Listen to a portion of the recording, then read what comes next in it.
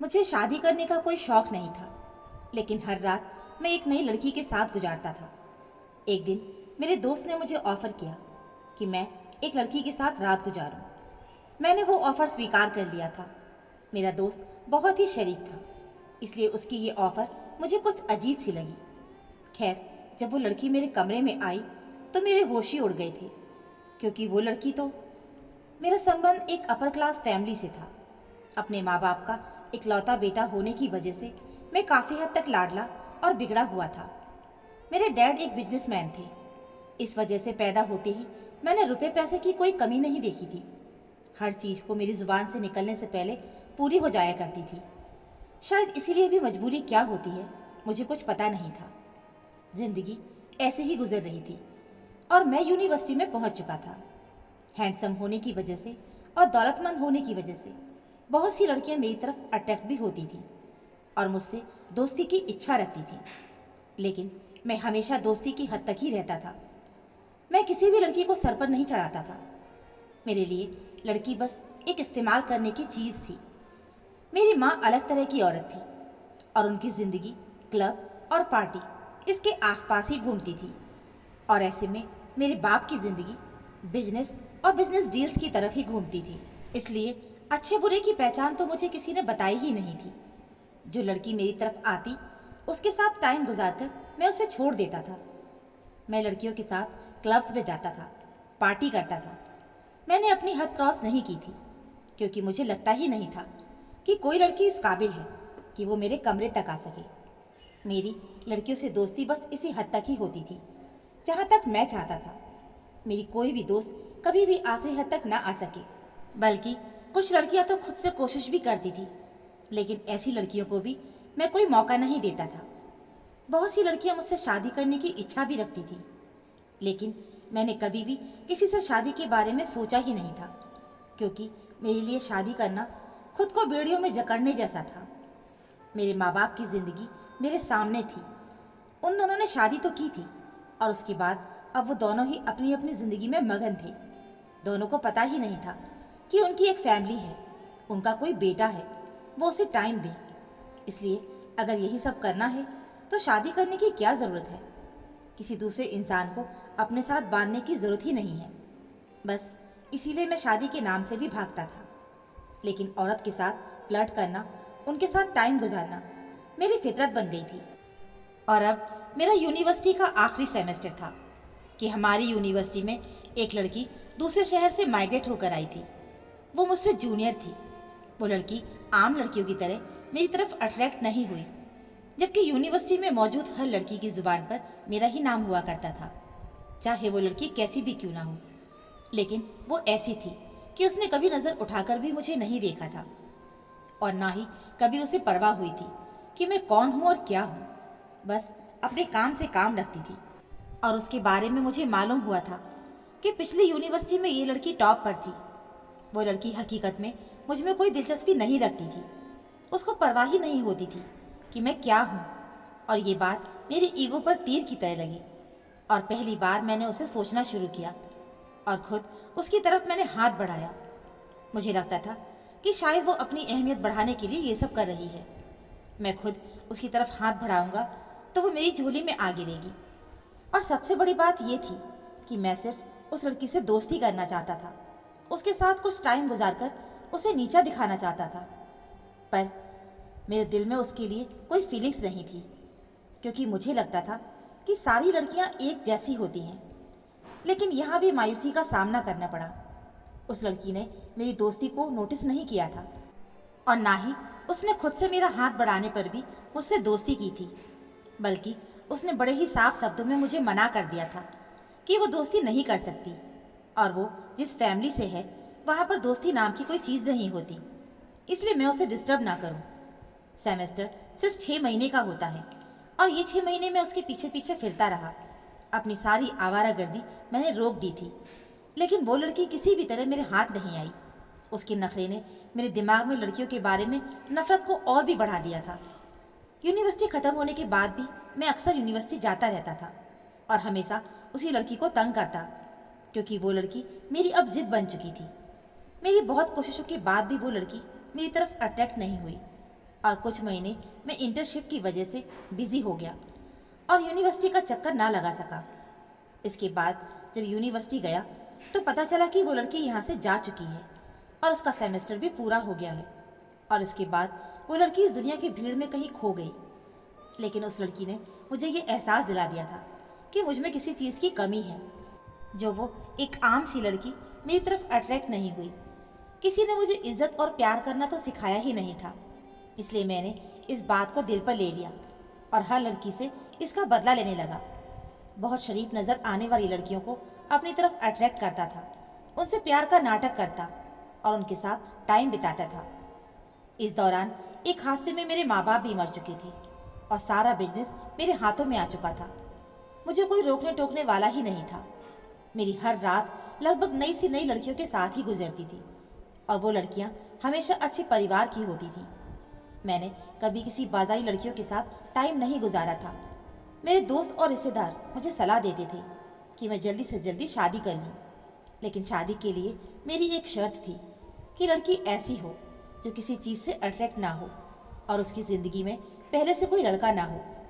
लेकिन आज तक ऐसी कोई लड़की मुझे मिली ही नहीं। बड़ी सी बड़ी नेक सीधी लड़कियां भी मेरी मोहब्बत के झांसे में आ जाती थी और उनकी सज़ा यही होती थी कि मैं उन्हें इस्तेमाल करके छोड़ देता था।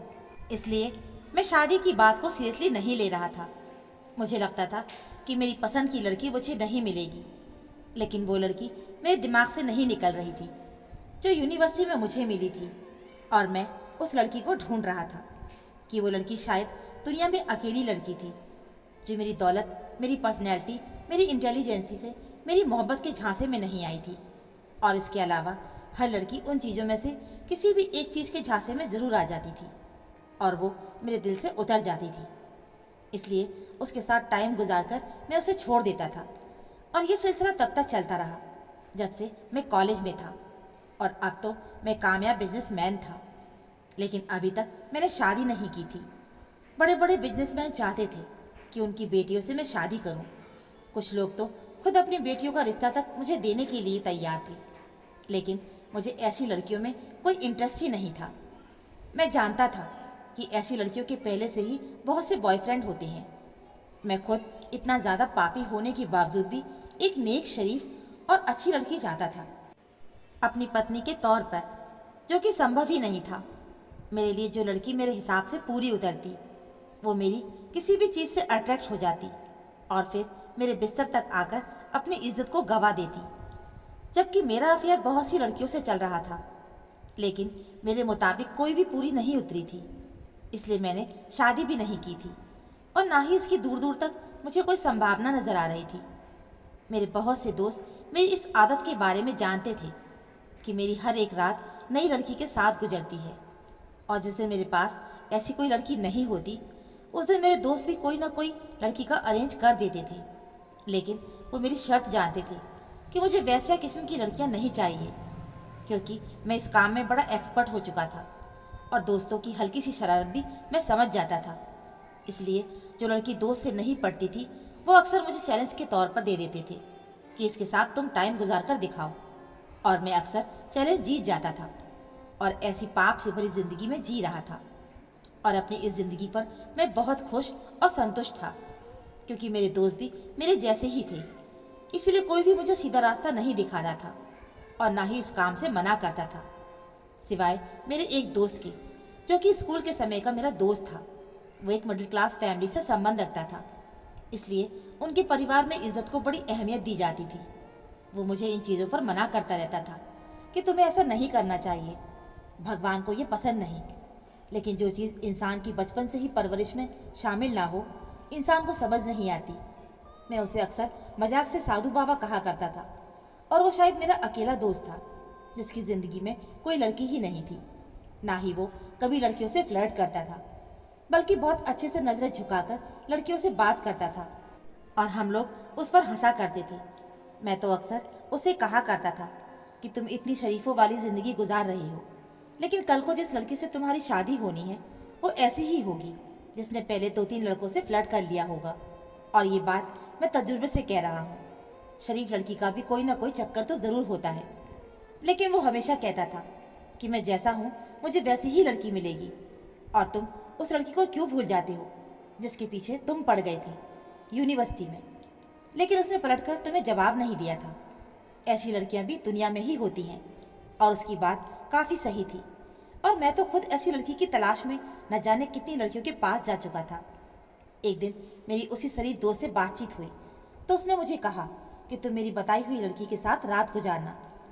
मुझे बड़ी हैरत हुई कि इसकी ज़िंदगी में तो कोई लड़की ही नहीं, तो फिर इसने मुझे क्यों चैलेंज किया और एक लड़की के साथ रात गुजारने को कहा है। मैंने उससे पूछा कि लड़की कौन है और कहाँ है। उससे पहले बात करनी होगी। उसने कहा कि नहीं, तुम्हें बात करने की ज़रूरत नहीं है। वो लड़की तुम्हारे कमरे में आएगी, इसके बाद उसे राजी करना तुम्हारा काम है, बस। इस पर मैंने उससे पूछा, ये लड़की तुम किसी कोठे से लेकर तो नहीं आए? तुम जानते हो ना कि मैं इस तरह की लड़कियों के साथ रात नहीं गुजारता। उसने कहा, ऐसा कुछ नहीं है, वो लड़की वैश्या नहीं है। जब तुम उससे मिलोगे तो तुम्हें खुद मेरी बातों का जवाब मिल जाएगा। तुम्हें जो सवाल करना है उसी लड़की से करना। मुझे बड़ी हैरत हुई कि वो लड़कियों के नाम से दूर भागता है और सबको अपनी बहन समझकर बात करता है। वो मुझे किसी लड़की के साथ रात गुजारने को क्यों कह रहा है, लेकिन मैं राजी हो गया था क्योंकि उस रात मेरे पास वैसे भी कोई लड़की नहीं थी। लेकिन आज मेरे लिए एक अजीब ही बात थी। आज मैं अपने ही कमरे में बैठकर एक अनदेखी लड़की का इंतजार कर रहा था। मुझे कुछ अजीब सी बेसुकनी भी हो रही थी क्योंकि सब कुछ रूटीन से हटकर था। लेकिन मैं अपने उस दोस्त को मना भी नहीं कर सकता था क्योंकि वो जो मुझे इन चीज़ों से मना करता था अब खुद एक लड़की लेकर आने वाला था। और मैं इसके बाद उसकी इस बात के खिलाफ भी इस्तेमाल कर सकता था कि कभी तुम मुझे मना करते हो और कभी खुद ही लड़की लेकर आते हो। मुझे यकीन था कि आज के बाद कम से कम वो मुझे बातें नहीं सुनाएगा और ना ही कभी ऐसे कामों से मना करेगा। कुछ ही देर के बाद मेरा दोस्त का फ़ोन आया कि वो लड़की को मेरे दरवाजे पर ड्रॉप करके जा चुका है और अब वो लड़की मेरे घर के अंदर आ रही है। मैंने पहले ही अपने नौकरों को समझा रखा था कि जब लड़की आएगी तो उसे सीधा मेरे कमरे तक पहुंचा देना। इसके बाद उस लड़की को पटाने का तरीका मैंने सोच रखा था क्योंकि मेरे दोस्त ने मुझे पहली बार चैलेंज किया था और कहा था कि मैं सिर्फ ये करूँगा कि लड़की तुम्हारे कमरे तक मैं पहुँचा जाऊँगा, उसके बाद उसे पटाना तुम्हारा काम है। मैं किसी तरह भी उसका दिया हुआ ये चैलेंज नहीं हारना चाहता था। थोड़ी देर के बाद मुझे अपने कमरे के बाहर कदमों की आवाज़ सुनाई दी और फिर मेरे दरवाजे पर दस्तक हुई।